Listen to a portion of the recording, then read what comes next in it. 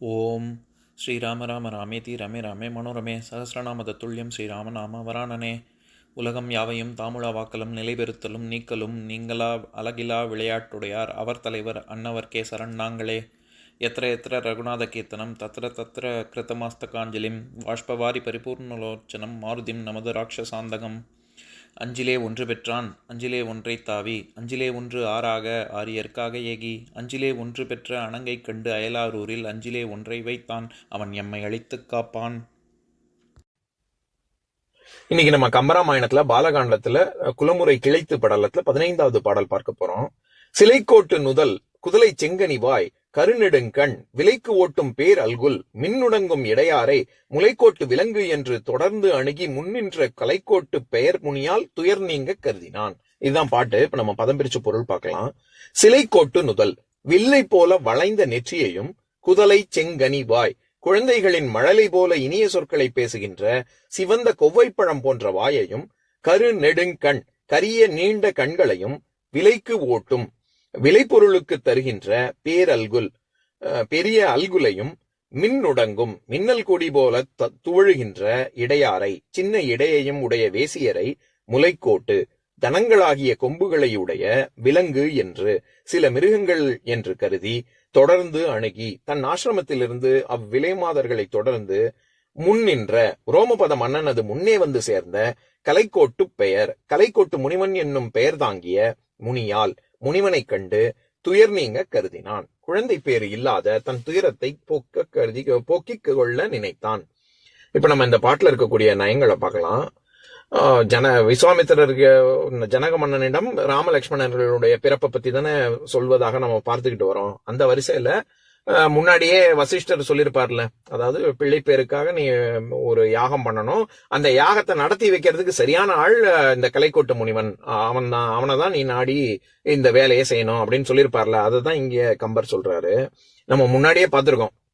அதாவது பொதுவாகவே அந்த கலைக்கோட்டு முனிவன், அதாவது ரிஷியஸ்டிங்கர் அப்படிங்கிறது வடமொழி வழக்கு, அதை தமிழ்படுத்தி அவர் கலைக்கோட்டு முனிவன் அப்படின்னு சொல்லியிருக்காருன்னு நம்ம முன்னாடியே பார்த்திருக்கோம். அதுவே ஒரு சிறப்பு தான். என்னன்னா, பொதுவா நம்ம மொழிபெயர்க்கும் பொழுது நம்ம என்ன பண்ணுவோம், நிறைய தவறு நமக்கு அப்படியே நேரா மொழிபெயர்க்கிறேன் அப்படின்னு வார்த்தைக்கு வார்த்தை மொழிபெயர்த்து நம்ம நிறைய தவறு விடுவோம். அது தவறுங்கிறதே நமக்கு முதல்ல தெரியாது. இப்போ உதாரணத்துக்கு சொல்லணும்னா, இங்கிலீஷ்ல வாட்டர் ஃபால்ஸ் அப்படின்னு சொல்றோம். அதை வாட்டர்னா நீரு, ஃபால்ஸ்னா விழறது, அதனால வாட்டர் ஃபால்ஸ்னா நீர்வீழ்ச்சி ரொம்ப அழகா இருக்கு அப்படின்னு நம்ம சொல்றோம். அதுவே தப்பு. அது நம்ம அருவிங்கிற அழகான சொல் இருக்கும் பொழுது நம்ம எதுக்கு நீர்வீழ்ச்சின்னு சொல்லணும்? இது நேருக்கு நேர் வார்த்தைக்கு வார்த்தை. இது டிரான்ஸ்லேட் கிடையாது, இது டிரான்ஸ்லிட்ரேஷன்.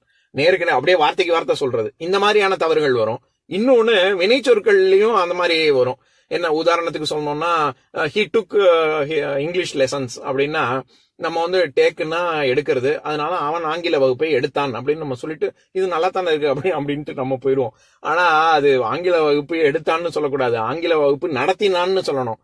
கண்டக்டட். அது வார்த்தை, நான் எதுக்கு சொல்ல வரேன், வார்த்தைக்கு வார்த்தை அப்படியே எடுத்து நான் தமிழ் படுத்துறேன்னு சொல்லி நம்ம தமிழ் படுத்த மாட்டோம், நம்ம தமிழை படுத்துவோம். அதுதான் நம்ம பண்றது. ஆனா கம்பர் போன்ற உயர்ந்தவர்கள்லாம் என்ன பண்ணுவாங்க, கவிஞர்கள், அவங்க வார்த்தையவே காயின் பண்ணிடுவாங்க. புது சொல். இவர் கலைக்கோட்டு முனிவன் அப்படிங்கிற பேரே இவருக்கு கம்பர் கொடுத்தது. இதுக்கு முன்னாடி யாரும் அப்படி சொன்னது கிடையாது. வால்மீகி ராமாயணத்துல ரிஷியஸ்டிங்கர் தான் இருக்கு. எதுக்கு சொல்ல வரேன், நான் இந்த மாதிரியாக எனக்கு இந்த சொற்பிறப்பியலை பத்தி படிக்கணும், அதை பத்தி எனக்கு ஆர்வம் ஜாஸ்தி. அதனால ஒவ்வொருத்தருடைய சொற்கள் இங்க பெயர்கள் கம்பர் ஏன் அப்படி கொடுத்தார் அப்படிங்கறத பத்தியே நான் தனியா ஒரு பதிவு போடணும் அப்படின்னு நினைக்கிறது உண்டு. அதுக்கு காலமும் நேரமும் அவகாசம் இருக்கும் பொழுது அதை பத்தி பார்க்கலாம். இப்ப நம்ம இந்த பாடலுக்கு வருவோம். இவர் கலைக்கோட்டு முனிவன் அப்படின்னு சொல்றதுக்கே இவர் எவ்வளவு அழகா எதுகை போட்டு சொல்றாரு. சிலைக்கோட்டு நுதல் விலைக்கு ஓட்டும் பேரல்குல் முளைக்கோட்டு விலங்கு கலைக்கோட்டு பெயர் அப்படின்னு. அதுவே ஒரு தனிச்சிறப்பு. நம்ம முன்னாடி பார்த்திருக்கோம்ல, அதாவது அவர் எப்பேற்பட்ட ஒழுக்க சீலன் அப்படின்னா மனுஷங்களையே விலங்குன்னு நினைக்கக்கூடியவர். அதனால ரோமபத மன்னன் இவர் எப்படி நம்ம வங்கதேசத்துக்கு கூட்டிட்டு வர்றது அப்படின்னு யோசிக்கும் பொழுது வேசியர்கள் அவங்களா முன் இந்த மாதிரி நாங்க கூட்டிட்டு வரோம் அப்படின்னு சொல்லியிருப்பாரு அப்படின்னு. நான் அந்த பாட்டை படிக்கிறேன், கேளுங்க. அதாவது கம்பராமாயணத்துல 216வது பாடல். ஓத நெடுங்கடலாடை உலகினில் வாழ் மனிதர் விலங்கு எனவே உண்ணும் கோதியில் குணத்து அருந்தவனை குணரும் வகை யாவது எனக் குனிக்கும் வேலை சோதி நுதல் கருநெடுங்கண் துபரிதழ்வாய் தரள நகை துணைமென் கொங்கை மாதர் எழுந்து யாம் ஏகி அருந்தவனை கொணர்தும் என வணக்கம் செய்தார் அப்படிங்கிற பாடல்ல நம்ம பார்த்திருக்கோம். அங்கேயும் இதேதான், ஜோதி நுதல் கருநெடுங்கண் துவரிதழ்வாய் வேசியர்களை பத்தி சொல்லும் பொழுது சொல்றாரு. அங்க எதுக்கு சொல்ல வரேன், அந்த பாட்டுல மனிதர் விலங்கு எனவே உண்ணும், அவர் நினைக்கிறாரு மனுஷங்களே விலங்குன்னு. அப்படி சொன்ன கம்பர் ஒருபடி மேல போய் இந்த பாட்டுல என்ன சொல்றாரு, வேசியர்கள் முளைக்கோட்டு விலங்கு அப்படின்னு. ஒரு மார்பகங்கள், முலைன்னா மார்ப குறிக்குது, அவர்களுடைய மார்பகங்கள் ஒரு மிருகத்தின் கொம்பு மாதிரி அப்படின்னு ஒருபடி மேல போய் சொல்றாரு. மிருகம், மனுஷங்களே மிருகம்னு சொல்லிட்டாரு. அதுக்கு ஒருபடி மேல போய் இங்க என்ன சொல்றாரு, வேசியர்களின் மார்பகங்கள் அது விலங்குகளின் கொம்புகளுக்கு சமம் அப்படிங்கிறார். ஒரு விலங்குக்கு உறுப்பு கொம்பு, அதை வச்சு என்ன பண்ணும், அது பிற விலங்குகளை தாக்கும். அதனால அந்த மாதிரியாக வேசியர்கள் அப்பேற்பட்டவர்கள், அதனால நான் நெருங்கவே மாட்டேன் அப்படின்னு சொல்லி ஒழுக்க சீலனா இருக்கக்கூடியவர் அப்படின்னு சொல்றாரு. இங்க வேசியர்களுக்கு கொடுக்கக்கூடிய அடை மொத்தம் 6 விஷயம் சொல்றாரு. சிலைக்கோட்டு முதல் விஷயம், அதாவது சிலைனா வில்லுன்னு அர்த்தம், வில்லை போன்ற வளைந்த நெற்றியை உடையவர்கள் அப்படின்னு.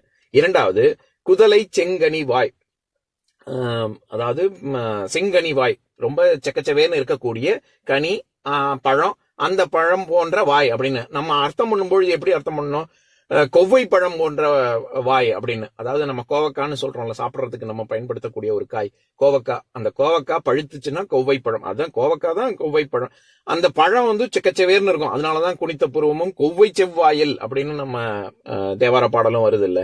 எதுக்கு சொல்ல வரேன், அந்த மாதிரி செக்கச்சவேர்னு இருக்கக்கூடிய வாயை கொண்ட பெண்கள் அப்படின்னு 2வது அடை. மூன்றாவது, சரி வாய் மட்டும் செக்கச்சவேர்னு இருக்கா, அதுல இருந்து வரக்கூடிய வார்த்தை எப்படி இருக்கு அப்படின்னா, இந்த குதலை செங்கனி வாய் அப்படின்னா அதுக்கே வாய்க்கே இன்னொரு அடை, செங்கனியை சேர்த்து குதலை செங்கனி அப்படின்னு சொல்றாரு. குதலைன்னா மழலை சொற்கள், பேசுவது மழலை சொற்கள் போல இனிமையாக இருக்கு அப்படின்னு. நான் எப்பவும் சொல்ற உதாரணம் டுலிப்ஸ் ஃபிளவர்ஸ் மாதிரி. இங்க டுலிப் ஃபெஸ்டிவல் அது இதுன்னு சொல்லுவாங்கல்ல, அது பாக்குறதுக்கு வரிசையா டுலிப் பூக்கள்லாம் வச்சிருப்பாங்க. எல்லாம் விதவிதமான வண்ண வேற நிறங்கள்ல ரொம்ப பார்ப்பதற்கு ரொம்ப அழகா இருக்கும். ஆனா அதுல இருந்து ஒரு வாசனையும் வராது, பார்ப்பதற்கு மட்டும்தான் அழகு. பூவினுடைய தன்மையே குணமே அதனுடைய வாசனை தான், அது முற்று முழுவதுமாக இருக்காது. அப்ப அப்படி இருந்தா பரவாயில்லையா அப்படிங்கிற மாதிரி, வாய் மட்டும் பாக்குறதுக்கு அழகா இருந்தா போதுமா, செக்கச்சவேர்னு இருந்தா போதுமா, வாயிலிருந்து வர்ற வார்த்தை இனிமையா இருக்க வேணாமா? அதனால அவர் சேர்த்து சொல்றாரு குதலை செங்கனி வாய்னு. அது 3வது உவமை. 4வது கரு நெடுங்கண், கண் எப்படி இருக்கணும் அப்படின்னா ரொம்ப நீண்டதாகவும் கரியதாகவும் இருக்கணும், அப்பேற்பட்ட பெண்கள் அப்படின்னு சொல்றாரு. அடுத்தது விலைக்கு ஓட்டும் பேர் அல்குல், பெண் குறிய சொல்றாரு. அவங்க விலை மாதர்கள் அப்படின்னு தானே, விலை கொடுத்தா புணர்வதற்கு சம்மதிப்பார்கள், அதனால விலைக்கு ஓட்டும் பேர் அல்குல் கொண்டவர்கள் அப்படின்னு. இறுதியாக 6வது மின்னுடங்கும் இடையார் அப்படின்னு. இடை எப்படி இருக்கும் அப்படின்னா மின்னல் கொடி போன்ற ரொம்ப சின்னதாகவும் மின்னல் தவழக்கூடிய இடை கொண்டவர்கள் அப்படின்னு, அவ்வளோ சின்னதா இருக்கும் அப்படின்னு அடுத்தது சொல்றாரு. இறுதியாக முளைக்கோட்டு விலங்கு, அத தனங்கள் ஒரு விலங்கின் கொம்பு போன்றது அப்படின்னு இத்தனை விஷயங்கள் சொல்றாரு. இதனை தொடர்ந்து அடுத்த பாடல்ல தசரதன் கலைக்கோட்டு முனிவனை சென்றடைந்து அவனை வணங்கி, நீ கண்டிப்பா எனக்கு யாகத்தை நடத்தி கொடுக்கணும் அப்படின்னு சொல்ல போறாரு. இதுதான் அடுத்த பாடல் பார்க்க போறோம். இப்ப நான் இந்த பாட்டை இன்னொரு தடவை படிக்கிறேன், கேளுங்க. சிலைக்கோட்டு நுதல் குதலை செங்கனி வாய் கரு நெடுங்கண் விலைக்கு ஓட்டும் பேர் அல்குல் மின்னுடங்கும் இடையாரை முளைக்கோட்டு விலங்கு என்று தொடர்ந்து அணுகி முன்னின்ற கலைக்கோட்டு பெயர்முனியால் துயர் நீங்க கருதினான். இன்னொரு நாள் இன்னொரு பாட்டு படிக்கலாம். ஓம் சாந்தாகாரம் புஜகசயனம் பத்மநாபம் சுரேஷம் விஸ்வாதாரம் ககனசத்ருசம் மேகவர்ணம் சுபாங்கம் லக்ஷ்மீகாந்தம் கமலநயனம் யோகி ஹிருத்யானகம்யம் வந்தே விஷ்ணும் பவபயஹரம் சர்வலோகைகநாதம். உம்பரோடு இம்பர்காரும் உலகம் ஓர் ஏழும் ஏழும் எம்பெருமான் என்று ஏத்தி இறைஞ்சி நின்று ஏவல் செய்ய தம்பியரோனும் தானும் தருமமும் தரணி காத்தான் அம்பரத்து அனந்தர் நீங்கி அயோத்தியில் வந்த வள்ளல். ஓம் பூர்ணமதః பூர்ணமிதம் பூர்ணாத் பூர்ணமுதஸ்யதே பூர்ணஸ்ய பூர்ணமாதாய பூர்ணமேவாவசிஷ்யதே. ஓம் சாந்தி சாந்தி சாந்திஹி. ஓம் சர்வேஷாம் ஸ்வஸ்திர்பவது சர்வேஷாம் சாந்திர்பவது சர்வேஷாம் பூர்ணம் பவது சர்வேஷாம் மங்களம் பவது ஓம் சாந்தி ஷாந்தி ஷாந்திः. ஓம் சர்வே பவந்து சுகினः, சர்வே சந்து நிராமயாः, சர்வே பத்ராணி பஷ்யந்து, மா கஷ்சித் துக்கபாக் பவேத். ஓம் சாந்தி ஷாந்தி ஷாந்திः.